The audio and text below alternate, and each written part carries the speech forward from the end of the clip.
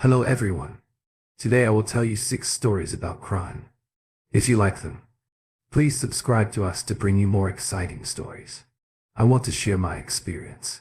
It left me quite shaken up and I think about it often. I was working in a shopping mall in Tokyo. It's in a district called Shinwocha. You might have heard of it. You might not have. It's a very busy part of one of the most densely populated cities on Earth. Anyway, I was working in this department store. I was walking towards the train station after finishing a pretty long day. If you've ever been there, you might know what I'm talking about. There's a Wendy's on the first floor. I was walking along and I heard this sudden hushing sound shoot from above down towards me. It was so fast it literally sounded like it cut the air like a bullet in the movies. I guess that hushing sound occurred right behind me.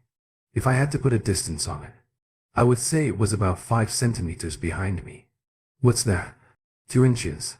So I heard the noise and then, immediately afterwards, I felt this dull, throbbing pain in my calf muscle on my right leg. Then, a few moments later, I heard the sound of glass bottles smashing on the asphalt all around me. It was the sound of beer bottles smashing. I knew it was beer bottles before I even saw the wreckage around me. I could smell the beer from the first one. It wasn't as if some drunken idiot had casually thrown away an empty beer bottle from above. It felt like it was on purpose and, like I said, I was working in this small area. There were many floors above, which overhung above public walkways. And don't forget that this wasn't just the one bottle. There was about 5 or 6 smashed all around me. This was a targeted and deliberate attempt at hitting me. I was certain that someone was aiming at me. There was a cinema on the 5th floor. I guess that if you were up there that high, then you'd easily be able to see me walking to the train station down below. Since the beer bottle hit the back of my calf as I was walking, I could only assume that the person who threw that bottle was aiming for the back of my head. Had I slowed my walking pace by just 1/10 of a second, then that bottle might have landed on my head. I'm pretty sure that I would have been dead. Who would do that to a complete stranger? I could have considered it an accident if it was just the one bottle. But 5 or 6 were thrown at me. I wondered if it was some kind of gang initiation thing. I remember shouting back towards the top of the building and then being a little bit worried that I might have been screaming at some gang member. I was young and it was nearly all over. I never did anything to upset anyone. The world is a scary place. I work at a funeral home and we have a crematorium at work. This happened not too long ago, but I don't think I will ever forget it. One morning I was sweeping the entranceway and a black SUV pulled into our parking area. A middle-aged man came out. I could tell he was wealthy. I clocked the Frank Mueller watch on his wrist. Nice. He came over and inquired about a cremation service. Well, he literally said, "Can you burn a body for me?" I was taken aback by that statement. Normally we are contacted by the family members who departed and they don't always arrive with the body in their car. Then of course, we need a certification of death and some other documentation. We need to be informed ahead of time because we need to make preparations. He said that he called my boss already and the boss agreed to cremate the body today. His tone was pretty aggressive. He said we needed to get this cremation moving fast. I asked him to wait for a moment while I went to check with my boss. I felt kind of nervous. This seemed highly unusual. My boss was the director of the funeral hall, and he said that we have to do the cremation as fast as we can.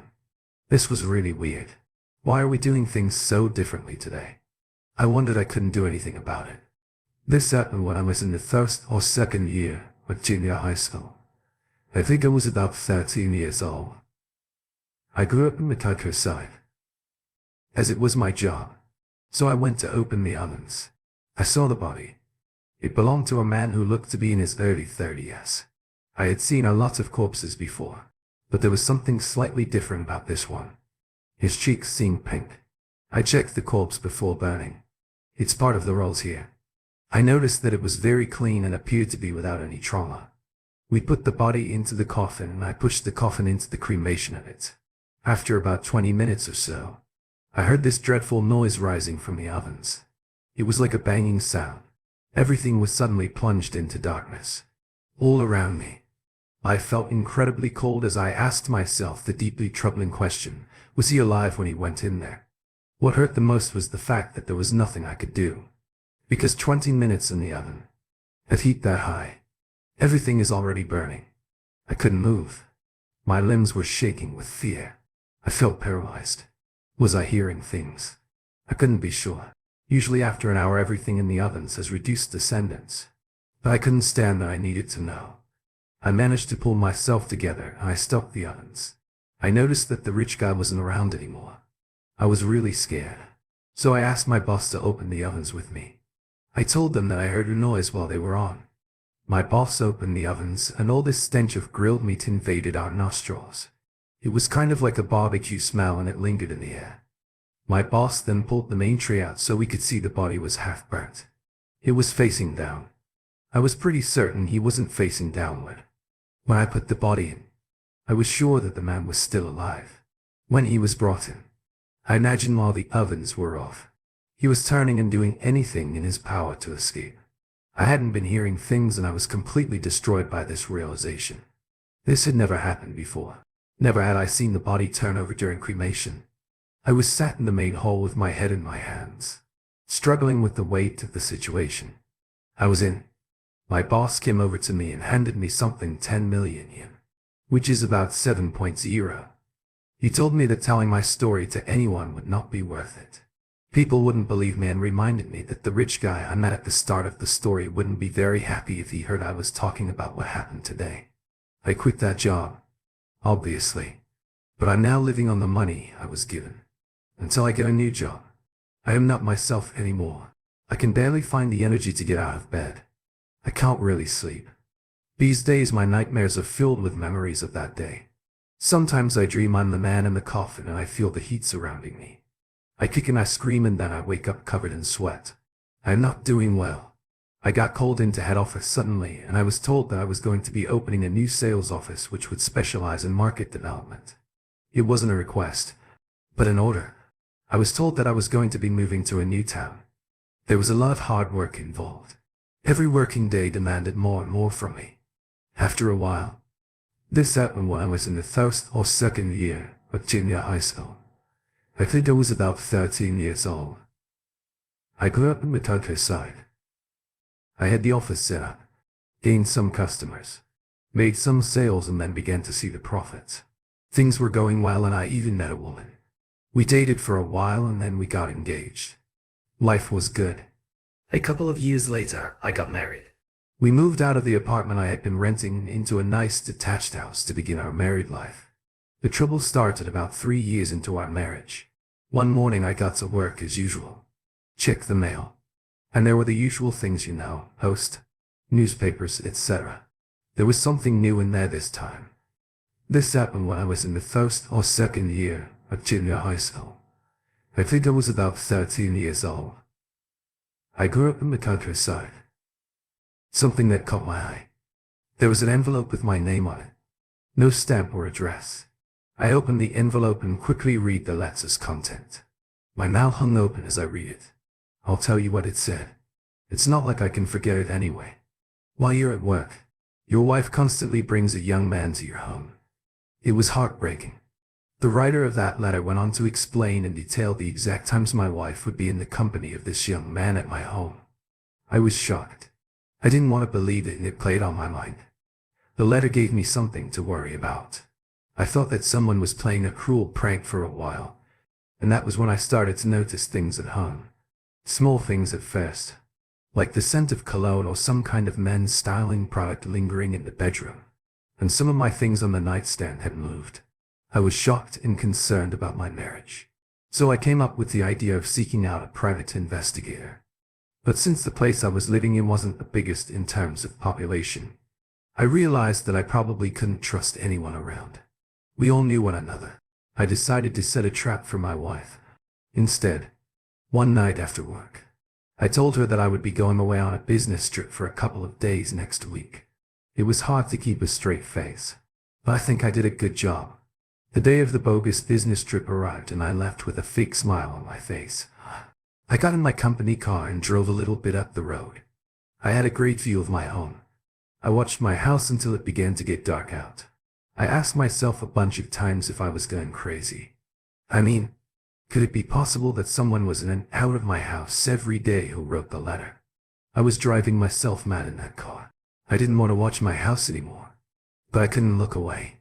I wondered, and I wondered. Then I saw a young man walk into my home like he owned it. I sat there shocked in silence for about 30 minutes straight. There was no sign of him leaving. I drove to the back of my home and entered through the back door into the kitchen silently. There was no sign of life downstairs, but I heard noises from upstairs. I climbed up the stairs. They didn't notice me. They were busy making enough noise of their own. I stood in front of the bedroom and I could clearly hear my wife's voice. I could see them together on our bed. They still couldn't see me. This happened when I was in the first or second year of junior high school. I think I was about 13 years old. I grew up in the countryside. In that moment, something terrible snapped in my head. It was like a popping sound. I felt this indescribable surge of anger, of indignation. I calmly took off my jacket and tie, and then I kicked open the bedroom door and barged my way inside.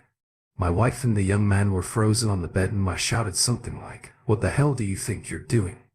I just charged at them both. I remember that my wife held her position on the bed and was weakly saying no. No as I approached. The blood was pumping and I was unstoppable. I grabbed the man. His face had turned pale. He went calmly enough. I guess he was expecting some sort of mercy. He got none. I threw him over my shoulder from the top of the stairs. I've been doing Judas since I was a kid. He practically missed all the stairs and was lying below, writhing in agony. I kicked him a few more times and then I think he passed out. I went back upstairs and saw that my wife had started to get dressed.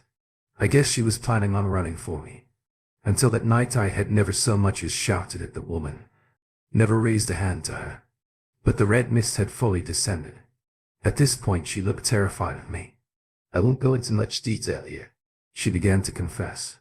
She said things like, "I was missing you because you're always at work and he's just a college student. I was lonely and I'll break it off with him. Please don't divorce me," and so on. Yeah. Thinking back on my actions that day, I think I was in a state of temporary madness. It was really crazy. When I came to some form of sense, I realized that my wife was lying at the bottom of the stairs with her lover and I was heading to the garage. I got some cable ties. I tied their arms behind their backs and their legs.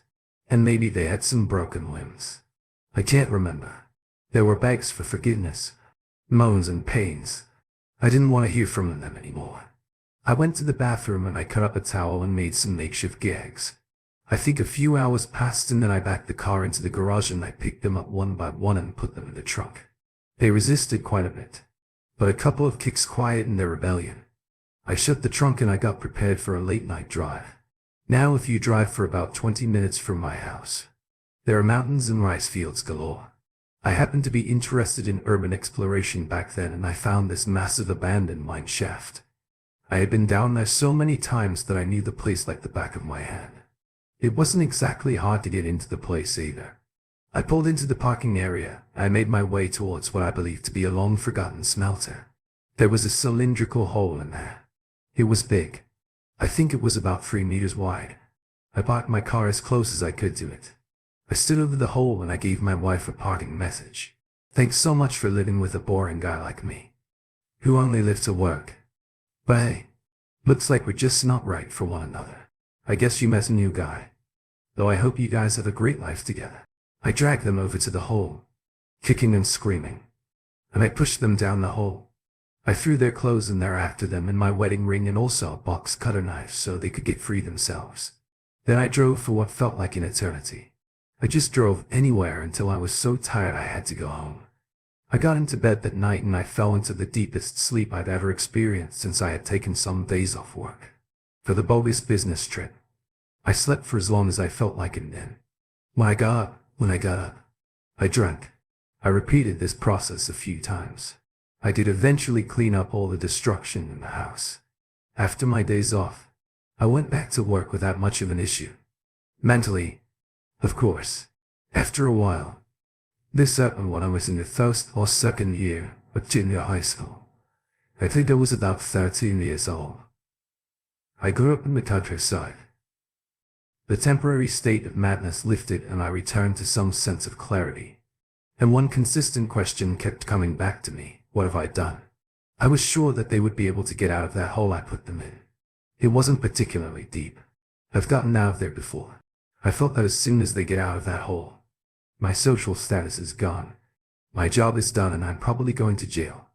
So I spent a few days waiting for the cops to knock at my door or appear at work. Those were some nervy days. I was looking over my shoulder constantly. I was totally prepared to be arrested, and at one point I thought it was certain. However, the knock at my door never came. Days turned into weeks, turned into months. It was like they vanished. I found evidence of the affair in my wife's dresser. There were letters and photos of her with that young man hidden away in there. I decided to pay my wife's parents a visit. I wanted to see if she was hiding out there. They said that they hadn't heard from her. I showed them the photos and the letters, and they said that they thought that she had run off to start a new life with the young guy. I told them that I agreed. I told some select people at work with big mouths and showed them the evidence too. And soon my small town was full of sympathy for the guy whose wife ran off with the university student. A couple of years went by and I was certain that I was in the clear. I got notification that I would be transferring to a new department in my company. All that time passed since my wife was missing, and all I received in way of a punishment was looks of sympathy or pity. Looking back on what happened back then, it felt like I was remembering some kind of dream. I used to be a muscular and toned guy, but now I'm fat and flabby. My hair is turned gray too. Once my transfer was confirmed, I decided to go back to the abandoned mine to see if there was any evidence left behind there. I noticed that the mountain road I had driven on had been widened recently, and I thought that there might be developments in the works for this area. This theory was confirmed when I saw a dump trucks up ahead. I pulled into the location. I drove to all those years ago with two struggling people in my trunk, and I noticed that everything was gone. The mine and the remains of the smelters were gone. Everything was leveled and the ground was flat. There was a billboard which indicated that a luxury hotel would be developed on this plot of land, and preparation work was underway. Everything was gone. Where did they go? That young man and my wife, why haven't I been arrested or taken to court?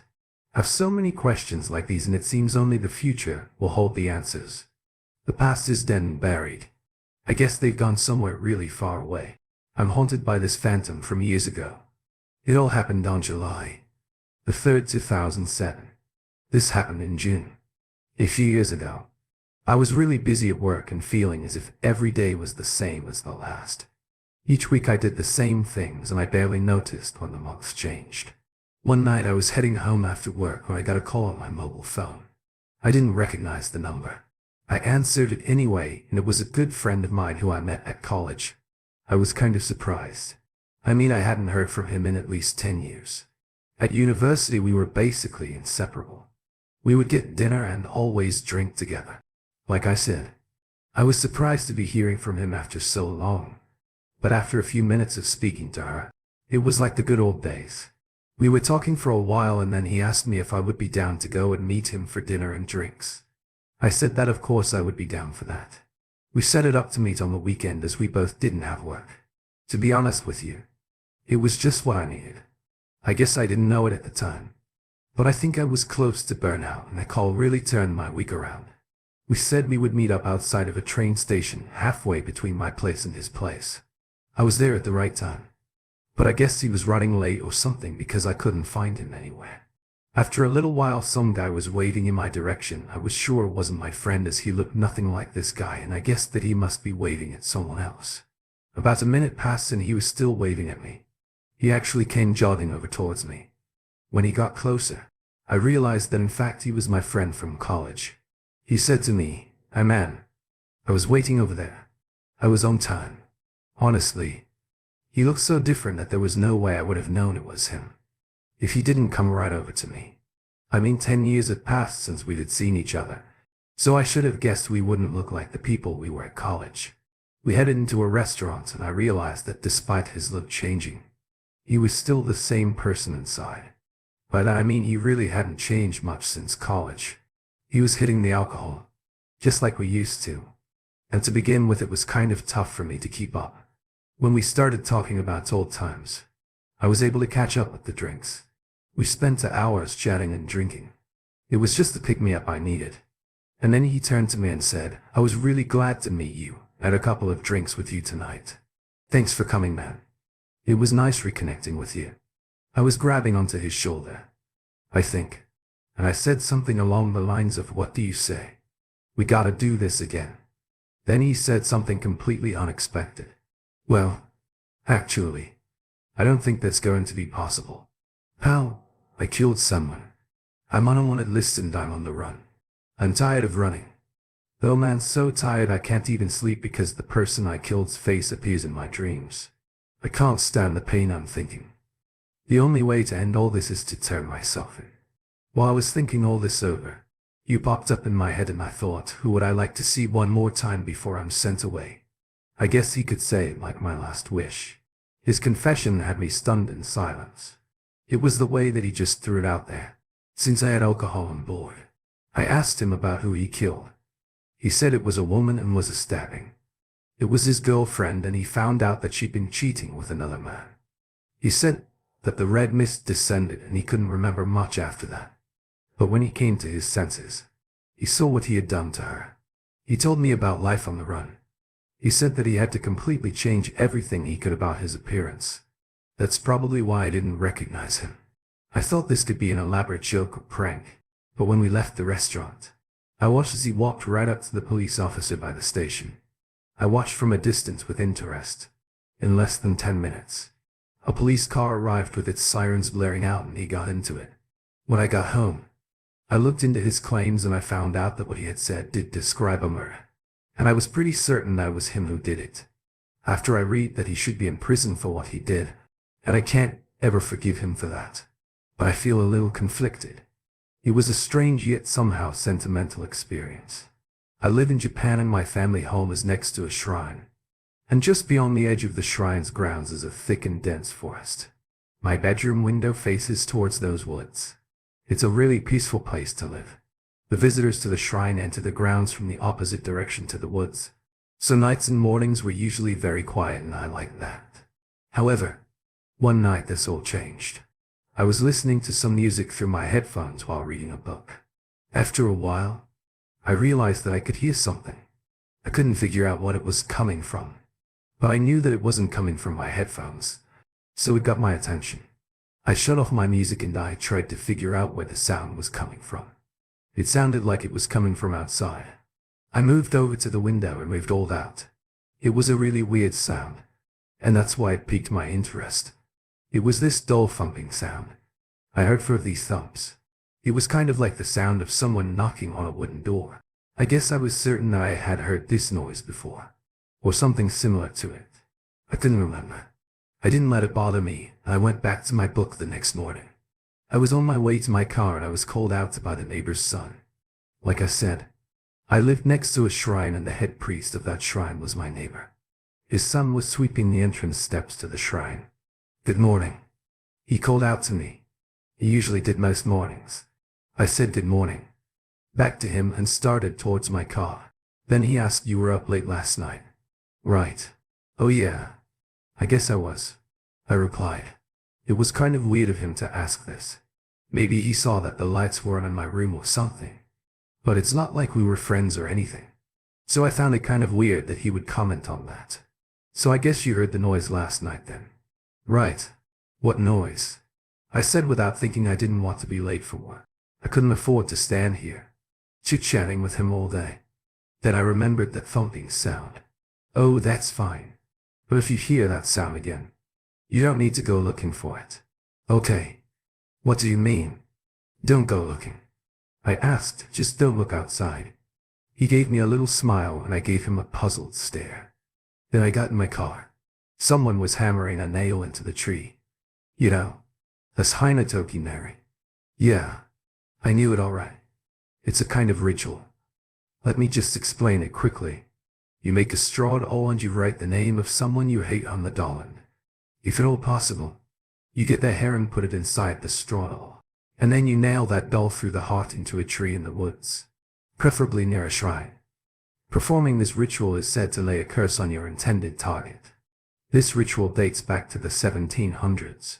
By the way, back then, the cursed layer would dress in white and wear an iron crown anointed by lit candles. The curse can only work if you perform the ritual between 1 and 3 am in order to cause death to the intended target. Practices must perform this ritual for 7 nights in a row. However, if someone sees you performing this ritual, then it nullifies the curse's effects. So, with this knowledge on board, I felt a little freaked out that someone wanted to do this. But I guess that some people want to uphold these strange old customs. You know, if someone sees the person do it, the curse won't work. So can you do me a favor and just not look outside? If I look it's bad, then okay. But why is someone so desperate to do this? And why are you allowing this? I asked. He smiled bitterly and said, well, it's not our place to ban or stop someone doing it. I just collect the straw doll every morning and dispose of it. Yeah, I nearly saw the person out there last night and the guy seems really angry and I think that he could lash out. He's a big guy. You know, and he has a hammer on my mallet. I thought it'd be best not to annoy him. I didn't like this weak excuse. They should just move him on or call the police if he was trespassing. I didn't have time to argue with him. This happened when I was in the first or second year of junior high school. I think I was about 13 years old. I grew up in the countryside. So I got in my car and I just pulled away later that night. I was up late. As usual. I'm a bit of a night owl. I heard that same banging sound coming from outside towards the woods. I kind of got used to it. I couldn't be bothered to get up and check. I was just listening and half dozing. I turned over in bed thinking about someone laying a curse on someone and the sound got louder and louder. It was really annoying. But after a while it stopped. I made a mental note of going to the police in the morning because I didn't like that this was happening so close to my place. When I opened my shades in the morning, I was shocked to see that there were police everywhere and a part of the forest was covered in a blue tongue. I could see the other neighbors all gathered around chatting and I couldn't make out what they were saying. Later that evening, after work, I was shopping and I picked up the local paper. There was an evening edition. The headline read, "Local Priest Beaten to Death by Son." I was so shocked. I spoke with a guy I knew in town who worked in the fish markets about what I had just read, and he had some inside information. He said that the weapon the son used on his father was a hammer and he used it on his dad's head. They found the priest's skull shattered into tiny pieces. That meant that all those nights I was hearing that dull thudding sound. I was hearing hammer on skull. Perhaps the son was trying to dismember the whole body from the head down. No motive was given and the son remains under arrest. I still live in the same place and some nights I'm awoken to my imagination taunting me with that thudding sound. I have taken to wearing earplugs at night. It's something that is always going to stay with me. Hi, everyone. Thanks a lot for watching and a huge thank you goes to my guest, Mr. Revenant. Make sure you go over and subscribe. If you already haven't, please like, share, comment and subscribe. Let me know in the comments which was your favorite story and I'll see you in the next one very soon.